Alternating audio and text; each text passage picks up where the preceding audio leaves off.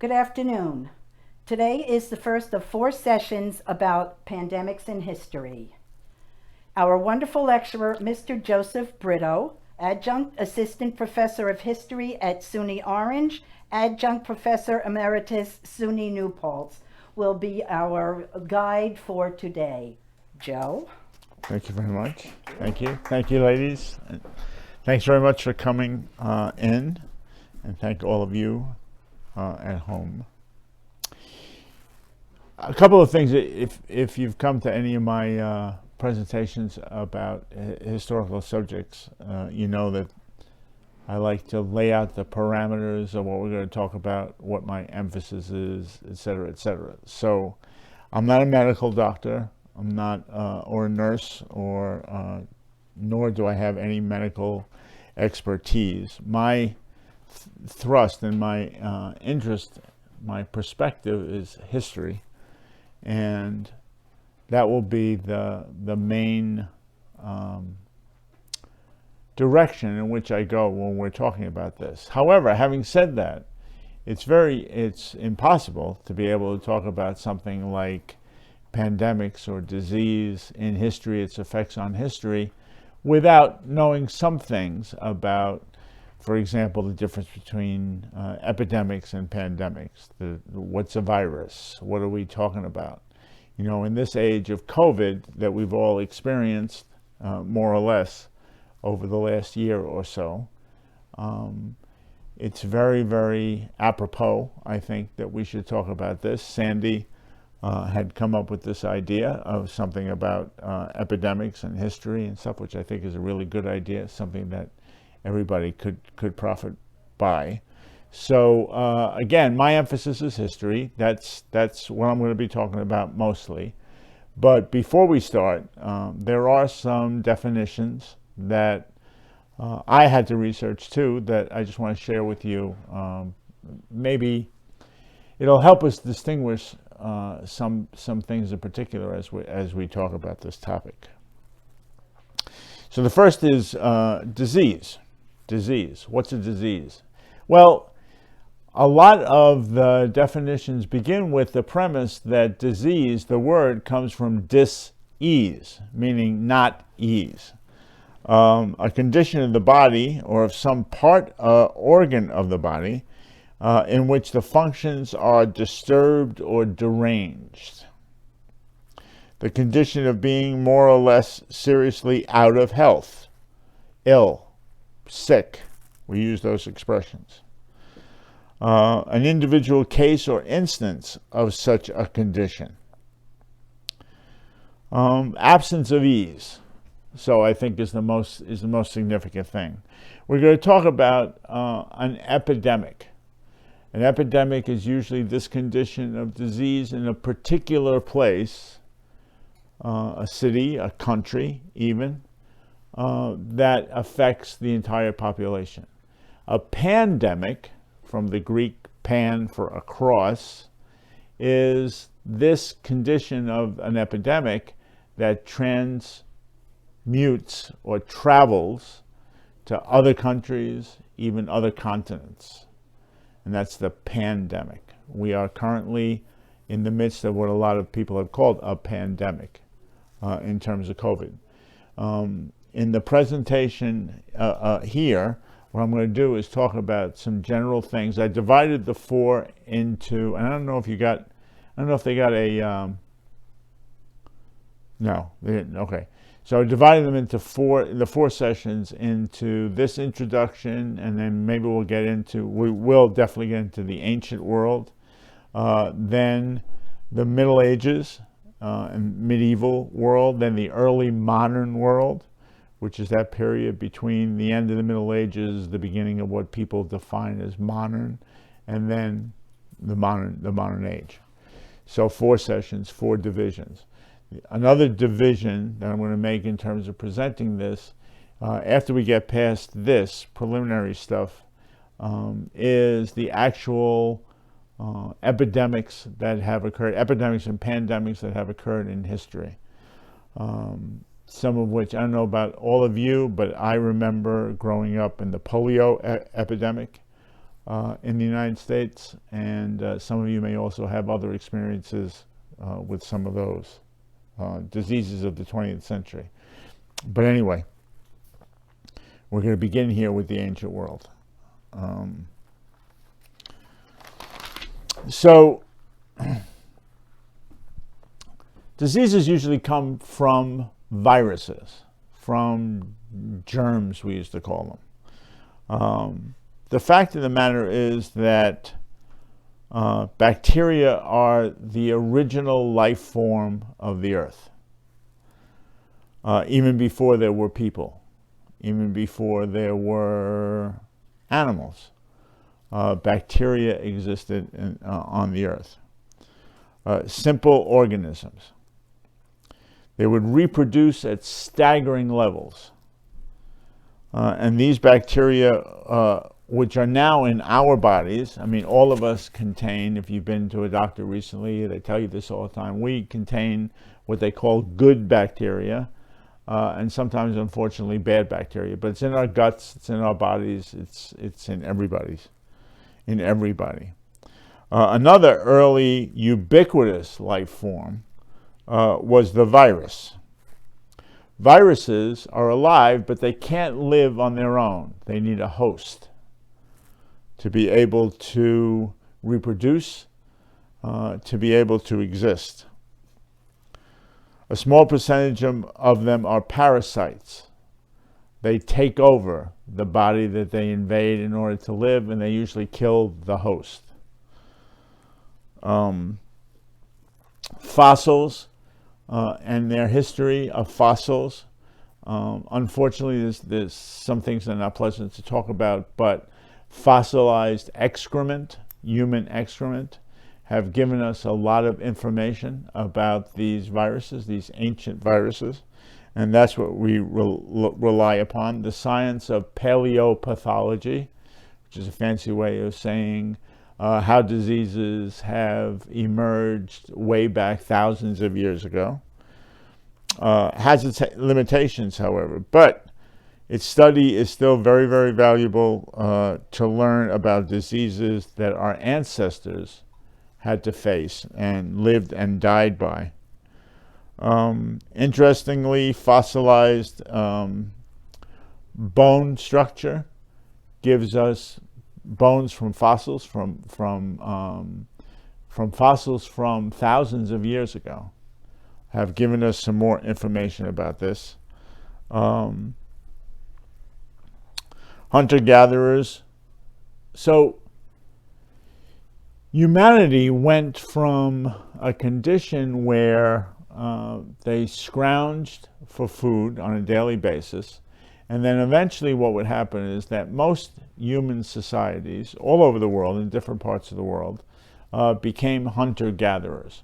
Once they became hunter-gatherers and they started to have this relationship on a daily basis with animals, what happened was something that doctors called this relationship where we can get diseases from animals and they can get diseases from us. I think it's called zootonic. That's the phenomenon that occurs. Hunter-gatherers were constantly hunting. They didn't, until farming comes into play thousands of years later, people had to hunt every day to get food, to feed their families, to feed themselves, etc. Many animals became extinct, as a matter of fact, because of the overhunting of these groups, and there are a lot of stories about that. There used to be horses, for example, in the Americas. Horses were native in the Americas. But when we start talking about Columbus and things like that, you'll notice that Europeans, when they came with Columbus, reintroduced horses into America. Horses were gone. And one of the reasons was in their relationship with human beings and in hunters, gatherers of those things, they were eliminated. Disease eliminated some later on, but we'll get to that story.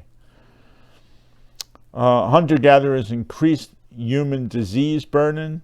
Early diseases spread in the trees, the canopies, because many animal species lived in those areas, back and forth, diseases would jump from animals to people to animals, back and forth. Parasitic worms from animal droppings. Some of the stuff is not pleasant to talk about, but flies carrying sleeping sickness, etc. And when we talk about the transmission of some of these diseases from animals to people and vice versa, usually the culprits in the transmission are either rats, mice, or fleas. Those are the three big ones that they always talk about. There are others, and we'll see that sometimes it's another animal that you don't expect to carry those diseases. Rabies, for example, is one that involves dogs and other things. But rats, fleas in particular, mice, parasitic worms, sleeping sickness, etc. They adapt eventually, but changes in diet led to other shifts in the whole disease process. And again, once humans became farmers and started to work in the soil, there are many, many germs in the soil that would affect people. The shift in disease burden when humans spread geographically across the world, went from small little tribes to bigger conglomerations of people, became civilized. After people became farmers, went from hunter-gatherers to farmers. All of those jumps in civilization, unfortunately, also involved more contact with animals, more contact with soil, more contact with germs, parasites, etc., and spread the disease burden. This fourth shift, as they call it, when people became farmers, were very significant.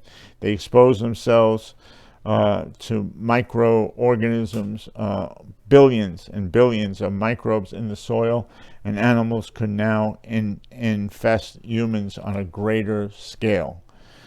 Diseases from animals are contained in a long, long list. So we're talking about TB, anthrax, leprosy, rabies, chickenpox, measles, the common cold, all of these from animals to people.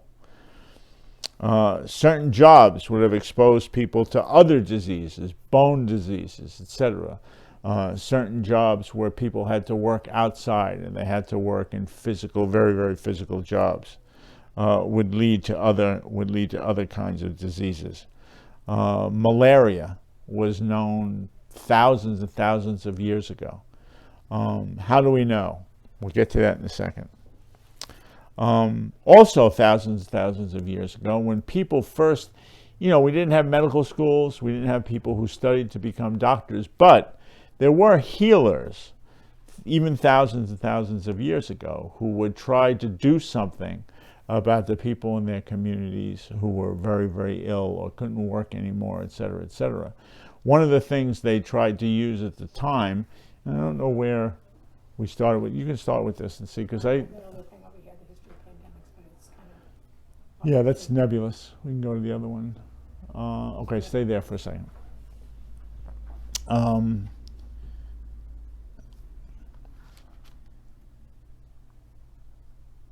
Okay, so many religions, for example, would explain disease and the coming of disease as something that came from outside the body, as something that came from God, or a spiritual beginning, where people, usually the way the story went was that people acted badly, people committed sin, people lived terribly, and so God punished those people with disease. And that was a ubiquitous theory for a very, very long time among not just Christians, but Christians, Jews, Muslims, just about every religious background. The Judeo-Christian Bible, for example, contains many, many examples, references to plagues. Scientists now feel that a lot of these plagues had natural origins. And so, as a matter of fact, they talk about the plagues of the Jews in Egypt, etc., etc., and they talk about those plagues specifically. And they talk about how, like the water turning red with blood, could have been due to this very natural occurrence that happens even now. Now, that some religious folks would argue that doesn't preclude the fact that this may have happened at a particular time in a particular place because God willed it to happen at that time. Just the fact that it's natural doesn't mean that it didn't have supernatural origins, but I'll leave that to philosophers to talk about. The instances of many, many plagues and diseases. The authors usually feel that this coincides with disease history identified at that particular time and place. Hammurabi was an ancient philosopher. People would say philosopher, healer. Yes, all of those things. Did he go to med school? No. Is he a doctor in the sense that we understand a doctor? No. But he was a healer. He was a philosopher. And he had written this code, this is like an estimation of what the code looked like, about many, many things, not just laws and stuff, but about health and about people getting punishment for transgressions, etc., etc. What's the next one? You know, China too. We have a tendency, unfortunately, we all have a tendency to be a little Eurocentric, to talk about this in terms of Europe or America or stuff like that. But this was happening all over the world at this particular time. And some of the earliest recorded stuff that we have is from China. And China, this man, Nei Qing, was again a doctor in those terms. And he wrote probably one of the first Chinese medical texts, but one of the first medical texts in all of history. Problems. It was very, very difficult to translate ancient Chinese, even for people who speak Chinese now, because the language changed. The way it was written changed. So a lot of the things so for historians, that's something that really makes it a little bit more difficult in terms of getting real good information. Do we have real good information? We have good information. Could it be better? Yes. But that's one of the reasons why. But this is one of the first written medical texts in history. Next. The oldest known treatise on medical trauma comes to us from and I believe it's from India around this time, around the same time. We're talking maybe 3-4th century BCE. Let me say something about BCE. I've talked about this before, really. Most of us have grown up learning about BCE, before Christ, before the birth of Jesus of Nazareth, around, this sounds funny, but around 6 AD, because the calendars are all screwed up. What has happened in the last 20 or 30 years is that, not to make this so dependent upon a Christian concept of history, we now use BCE, before the Common Era, and CE, the Common Era. What's weird about it is that we're talking about the same thing. We're talking about the same event. So BCE is the same. CE, AD is the same. But, use what you want, enjoy. I sometimes go back and forth because I can never make up my mind which one I should use. Anyway, okay. So the next one is, that's backward. You went backward. No, I was wondering about myself. Leave this on for a while because we could talk about Hippocrates for a while. Hippocrates obviously was Greek, writing again 460 BCE to 370. Physician, probably closer to being what we would consider a real physician, a doctor, as some of the other people we were talking about. But we'll get to him in a second. The earliest recorded epidemic, when I say recorded in history, what we have to deal with in terms of history, the earliest recorded epidemic was in 3180 BCE, 3,180 years before the birth of Christ, in Egypt,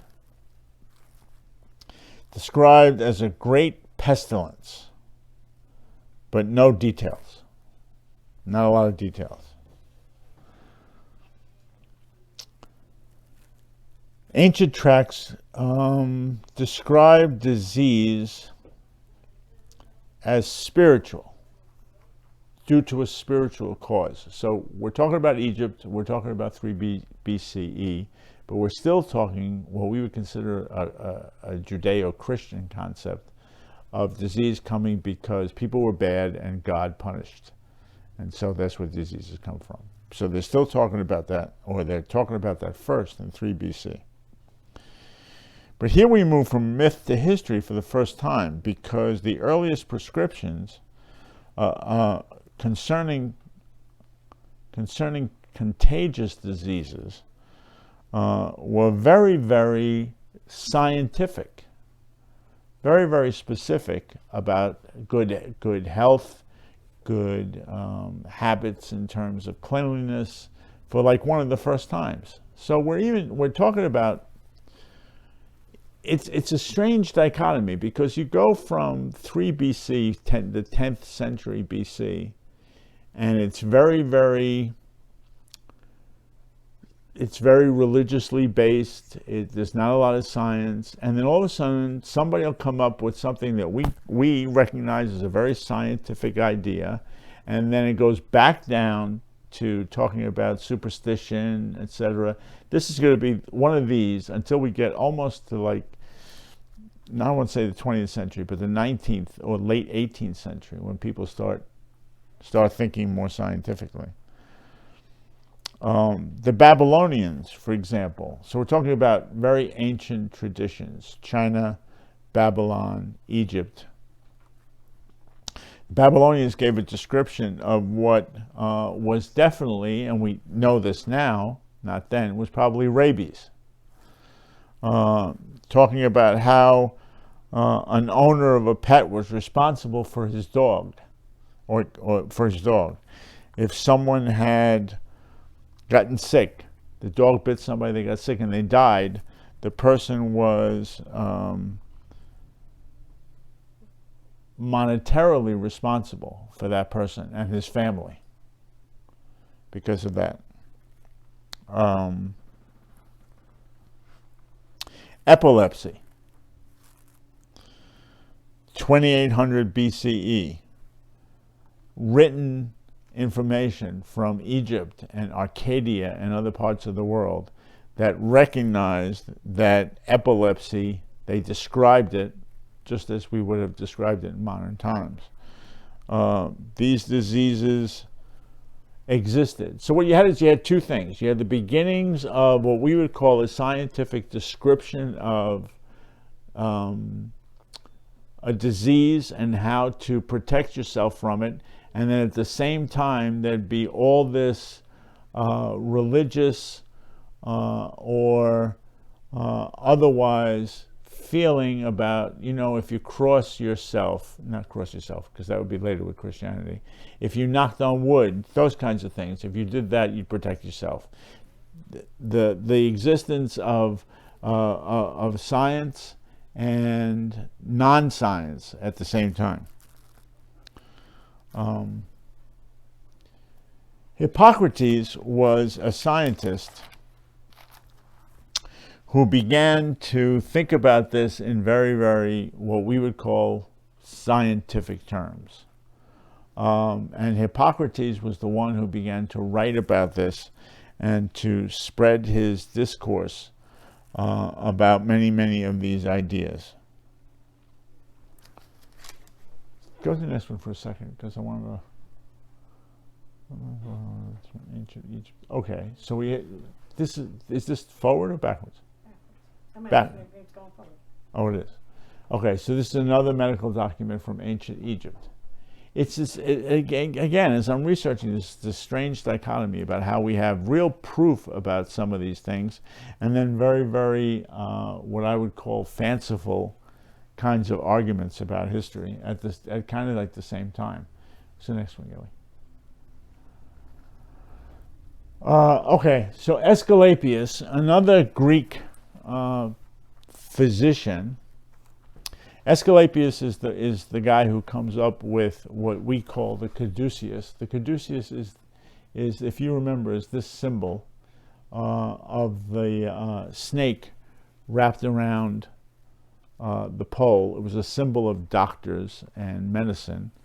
The snake was treated, particularly in Christianity, as a bad thing, as an evil thing, as the place where Satan would hide, or Satan's alter ego. But the snake actually was very, very much revered in much of ancient society as a symbol of health and as a symbol of learning. So different places in the ancient world treated the image of the snake very, very differently, and that's where we get the caduceus, which is still used in medicine. Are there any questions about this? I've been talking for a long time. Any questions or comments? Well, I'm just thinking about the figures that you've mentioned, but before that, there were, in books like Clan of the Cave Bear, there were medicine people who understood about a variety of plants that could be used as healing. So some of that must have been transferred forward. Oh yeah, absolutely. And there were in ancient times, we're talking about centuries before the modern era. So again, 2500, 3000 BC. There were those, yes. People like Escalapius and some of the people that we've been talking about definitely used what we would call, what's the term? Homeopathic medicine. Would definitely have used homeopathic medicine at that time. Different herbs, like you say. Different herbs, different liquids, different treatments. What was it? Somebody had once said, when you talk about the level of medical health in the 12, 13, 14, 1500s, that a person would be better off probably going to their grandmother. And something like that, something that she used that was usually plant-based or something like that. I remember my grandmother, when somebody was sick, particularly with a stomach ailment, would put a hot compress on the baby's or the kid's stomach. No medicine, no nothing, just a hot compress. Now, I don't know if it just felt better, or it always felt better to me, but Nothing like a heating pad. Nothing like a heating pad, right. So we talk about heating pads. I mean, those kinds of things. And they were practiced very, very long ago. Yes. Thank you. Anybody else?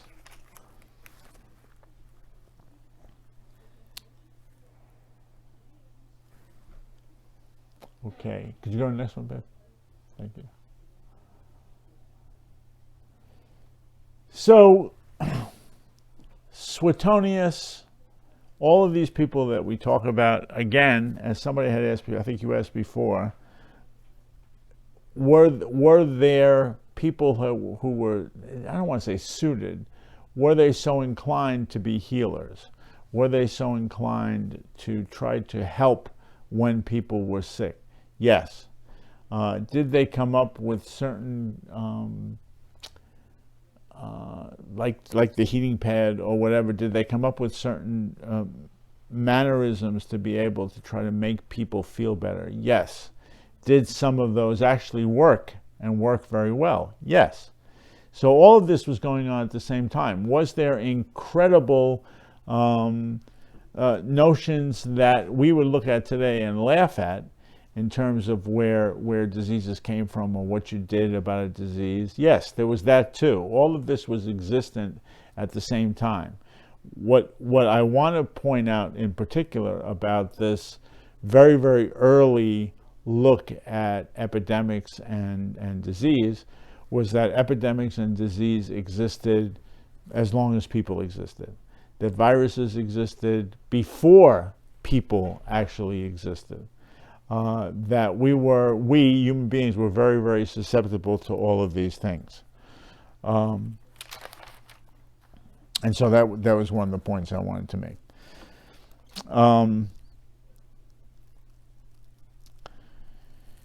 We look at some of the ancient civilizations we look at for a lot of this information, historians look at for a lot of this information, is Egypt, China, places like that. From Egypt, for example, other diseases with not much confirmation in modern times, but evidences of malnutrition, polio, malaria. In ancient Greek, there were epidemics as long ago as this time period with Suetonius. During the Peloponnesian Wars in particular, a lot of these guys, Thucydides and those people, write about the Peloponnesian Wars. So, brief history lesson for a second. So a while back, Greece was not a unified country. There were city-states, and they were vying for who would be most powerful in the city-states. And two of the biggest were Athens and Sparta, as you know. Athens and Sparta were the two great city-states in Greece. And they eventually went to war. They fought several wars with each other, and they were called the Peloponnesian Wars. It's only because of where it was fought in Peloponnesus. We don't have to go into those details. But it was at that time when people like, Suetonius was Roman, but people like Thucydides, who we saw before, oh, we didn't see him yet. We're writing about, you want to go to him? I'm looking for him. No, Okay. I don't think My fault, because I don't know where he is. Okay. so. The account of an epidemic in Athens that occurred during this war. We will see this time and again and again and again into the 20th century. War, those kinds of conditions usually always were coupled with, brought about by, or existed at the same time with these terrible health epidemics. And we'll talk about a dozen examples at least, and those are only the ones that I picked. There's more than those. Why? Why was there always like this? Why was disease always present during warfare? Just so many people. So many people. The injuries, blood, probably. Well, the injuries don't necessarily. I mean, the injuries were the injuries. That's not necessarily an epidemic or a disease. But why did it seem that every time there were invasions think about it, invasions by Lack of sanitary conditions. the sanitation was terrible, was non-existent. What the Romans did for bathroom practices. Well, let me stop there. It's a good point to stop. Rome was a great empire when it existed. In terms of Western empires, we're not talking about China and India and places like that. We're talking about the West. Rome was probably one of the greatest empires ever in the world. And as you were saying, at the time, one of the things about Rome was they had public baths. That was a big deal. We have pictures of those? Okay. They had public baths. Now, the Roman baths. Now, on the one hand, this was a very innovative, almost in quotation marks, modern kind of thing to have. The problem was, like you started to say before, people who were sick, people who had cuts on their bodies, they would all go into the baths. People would relieve themselves in the bath. Well, that still happens sometimes in pools in the ocean and stuff like that. Would relieve themselves, but there was so much disease rampant at this time. So this is in peacetime. This is happening in peacetime. Now you come to a wartime situation. So let's go back to the Peloponnesus in Greece again. And we're talking about, and these are all Greek city-states. They're all basically the same people, but they come from different city-states. There are invasions back and forth. There's no medical, what was it? I forgot the word itself, but preventive kinds of things that people could do in terms of health. So if people were sick and they happened to be fighting in the wars, there was no protection about that. And as you said, a lot of people in a very, very closed space, and then a lot of people in very dire situations. There's blood, there's all that stuff going on. Usually what would happen, and the parasitic nature of things like fleas and rats and mice and stuff like that, they would go to where there's all these people because they would get what they wanted that way. All of those combinations seem to lend themselves to warfare.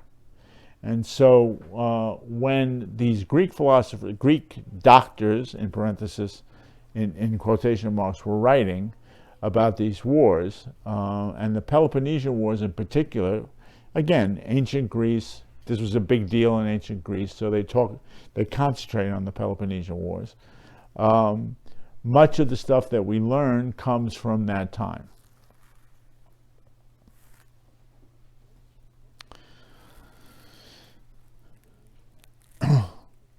Malnutrition was a big problem. Even when we get to a city that's as sophisticated and as great as Rome was, you have things like the public baths. There were apartment houses in ancient Rome.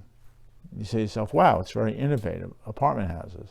Yes, but they were, people would be lighting fires in them. There was all kinds of problems because of that, but also the smoky conditions inside the rooms. A lot of people together, wherever there were a lot of people. Sanitary conditions were terrible. All of those mitigated towards pushing a lot of these diseases further and further and further into the environment. One result of many of these diseases was to latch on to a particular healer and try to protect yourself and protect your family by going to that healer if you could, or his school of healing if you could. One of those people was another Greek guy by the name of Escalapias. We talked about him already. And the Caduceus. Now, Escalapius started a school in terms of this.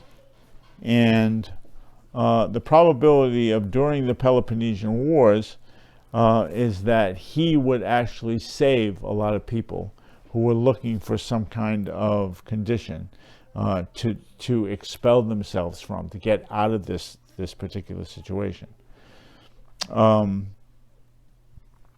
Eventually, Escalapius became so popular that after he died, he was beatified. He was made into a god. And people would pray to him very, very much. His daughters would be prayed to because one of his daughters was named Panacea. That's where we get our word panacea, a cure-all for everything. And his sons, there were temples to him all over the Greek islands, and they flocked there for various reasons. If they were suffering from blindness, if they were suffering from paralysis, they would go to these.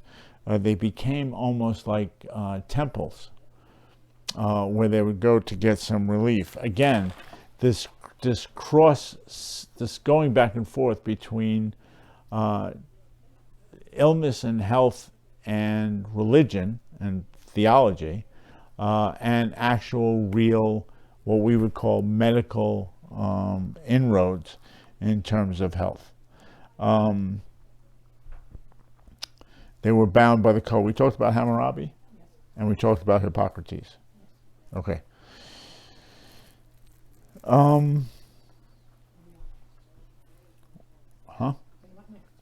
Early concepts of diseases, as in the West, were as an outside event. Like people would compare it with getting shot by an arrow from the outside in.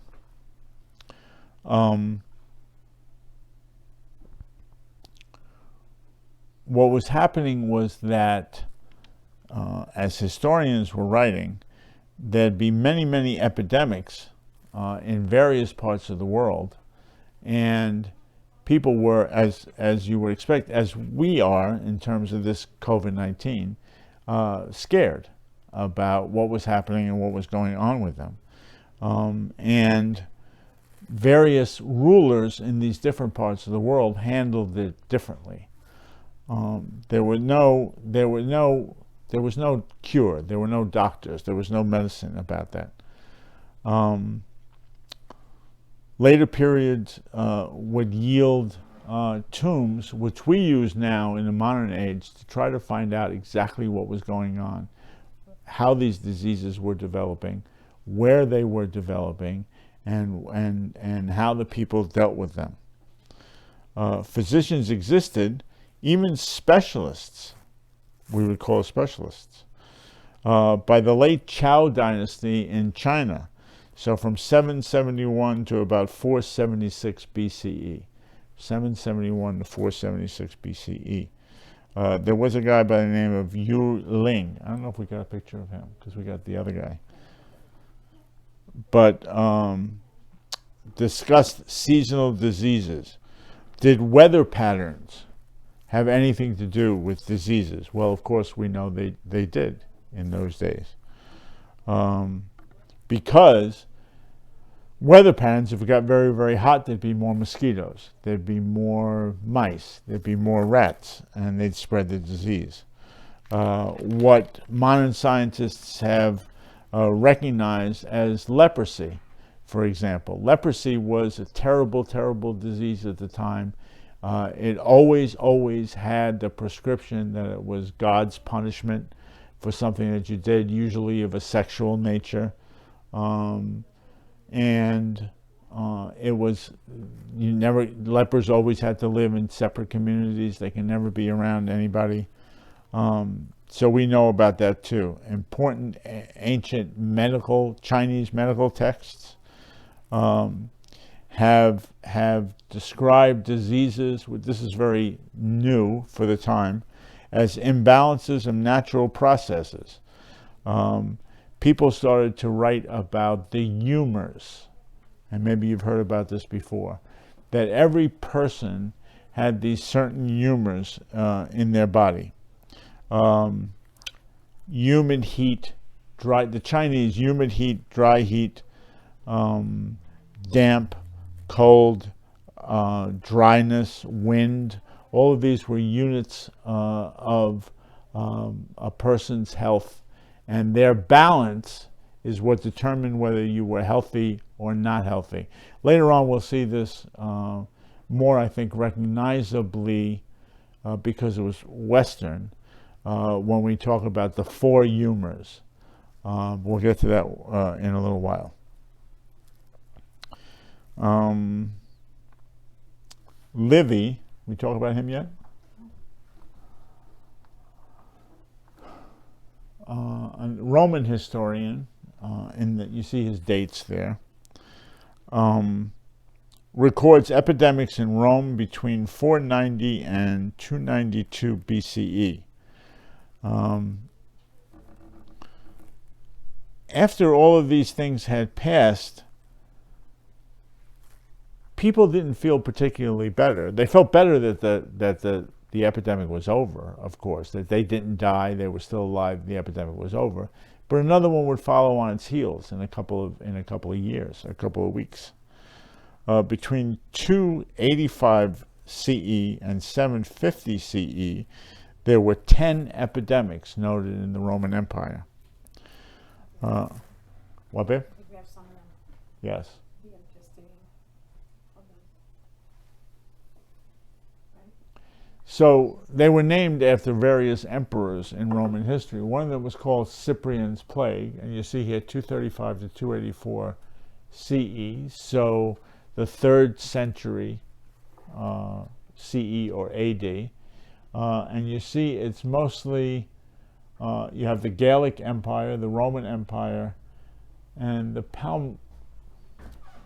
Palmyrene Empire. But the Roman Empire, the orangey color, is the one I'm thinking about. That's a very, very large space at that time. And notice how much it has traveled. Again, we're talking about these epidemics, pandemics, really, because they have traveled so much. They have traveled so far. Horace, Livy make references to the diseases as going to at least 1 BCE and past that. The mosquito was even then seen as the culprit. They didn't understand the relationship between getting stung by a mosquito and getting malaria, but they knew there was a relationship somewhere.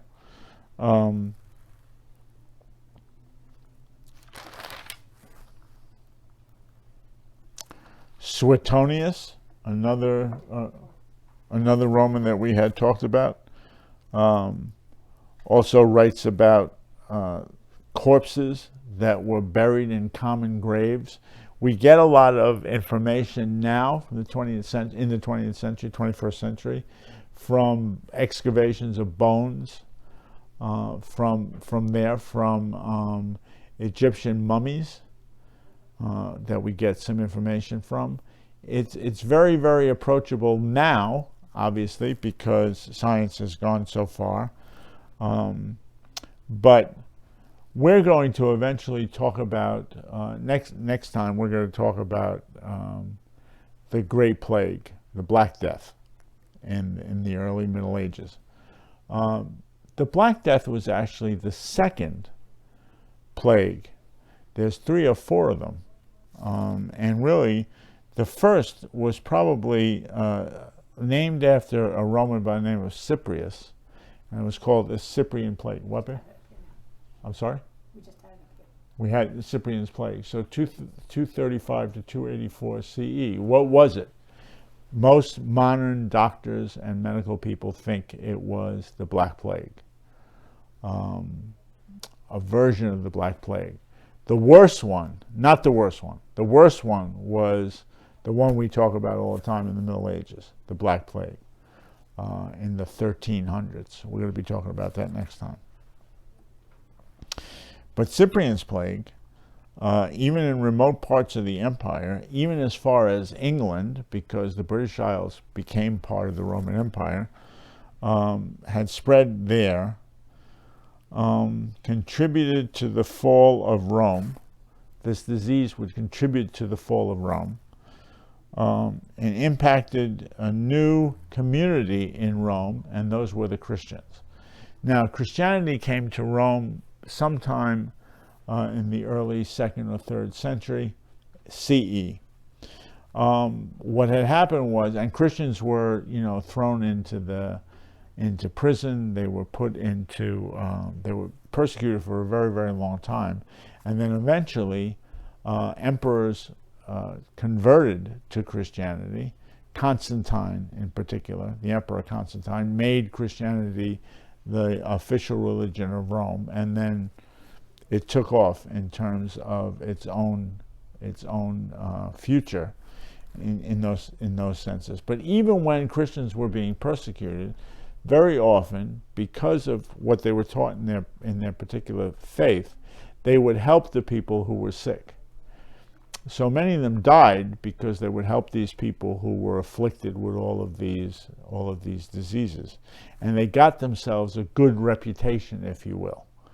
And so when the time came for Christianity to kind of become the dominant faith in Rome, it was a more of an easy process. Who? Yes. And then Plague is next.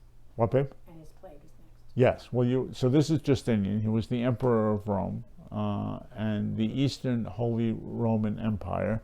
Rome, as you know, became divided into the Western Empire and the Eastern Empire. The Eastern Empire is what we call Constantinople, and becomes the whole empire of Constantinople eventually. Rome in the West eventually falls and is taken over by all these barbarian groups. We call them barbarian groups, the Germans and other peoples of Europe. But the Eastern Empire exists for a while longer. It's very, very strong. And he was the emperor of the Eastern Empire. Eventually, his plague in 549 CE, it's called his plague because he happened to be the emperor at the time. Again, we historians today and medical historians today think that this is the same plague that would hit in the 1300s, but this is the first version of it. Cyprian's plague endured even to remote parts. I'm sorry. This is Justinian. I'm sorry. What? Oh, I'm sorry. Justinian's plague. It stretched to all parts of the empire. It was very, very significant.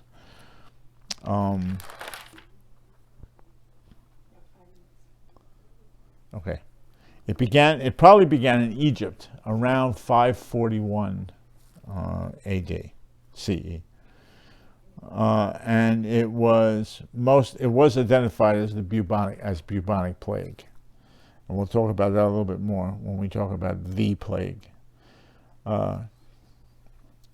Procopius, another philosopher and doctor, historian, writes how it spread to the Byzantine Empire, Europe, Persia, and the British Isles. So it goes very far afield.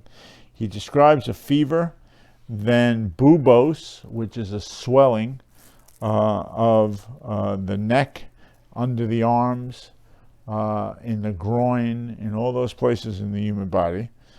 The chronicles say similar things, and divine retribution, again, it was the main reason they report many churchmen, mostly accurate accounts of the symptoms. Again, church people were responsible. But but we'll see how this would affect the modern world later on. Modern specialists in our own time, have looked at fiscal records which seem to indicate, because this disease kills people, but then there's an economic counter to this. Not a lot of workers anymore. The workers that are left can get more money because there's not a lot of them. I mean, from $2 an hour to $5 an hour, but it's a big deal if you're working all those hours at the time. So all of that was going on. And we'll see much more of this in what is known as the Dark and the Middle Ages. And I think I'm going to cut this off now. Yes? Yeah, I'm going to cut it off now so that we can start with the Middle Ages and our next session. And I also wanted to leave room for questions or comments. One question. Do they have any idea, like the percentage or how many people actually died? No. I figured no. No. It's only when we start to talk about the bubonic plague, the second plague, and even there they speculate about the numbers. They're not sure about the numbers. First of all, the information from Asia, China, India, etc. is very, very lax to begin with. We don't have a lot of records of that. Secondly, even in Europe, you'll get any estimates that are a third to a quarter to a half of the population. It probably would have been closer to a half of the population. I mean, the bubonic plague, we'll talk about it next time, but starts in the 1300s, killed a ridiculous amount of people. I mean, even by 21st century standards. a ridiculous amount of people. Half the population of Europe died. There were, and it was so weird. There'd be a city that got wiped out, a city that got wiped out, a town that got wiped out, and then nothing, nobody's sick. And then the next two towns would be wiped out. They couldn't predict how it traveled. But we'll talk about that a lot more next week. Sounds good. Yes? Yes, ma'am. Did we speak about hygiene before? A little bit. Let's face it, I'm sure they didn't cover their mouth when they coughed or sneezed, and I'm sure they never washed their hands, which I'm positive contributed to the spread of the disease. Absolutely. Well, it's like what I was talking about with the Roman baths. Right. People went into the Roman baths. Right. They could have been sick. They could have had open cuts. Right. It's Just sitting there daydreaming about what it was like, and I'm saying nobody washed their hands. right, Nobody covered their mouths. right. There was because they saw no connection Right. between those things. But like later on, there's other stories about when Europeans first traveled to Japan and to China. And the Japanese, this is more modern, but it's an interesting example. The Japanese used to think that Europeans and even when the Americans came, smelled bad. Because the Japanese in their culture would bathe every day, every other day, and that just didn't happen in Europe in the 14, 15, 16, 1700s. It just didn't. People didn't do that. Because it was always thought that if you bathe too much, you get sick. The opposite, that if you bathe too much, you catch a cold, you get sick. So we can see that kind of dichotomy then, and it was certainly true at the time we're talking about now. Okay, folks? Thanks very much. Thank you. Thank you. See you next week.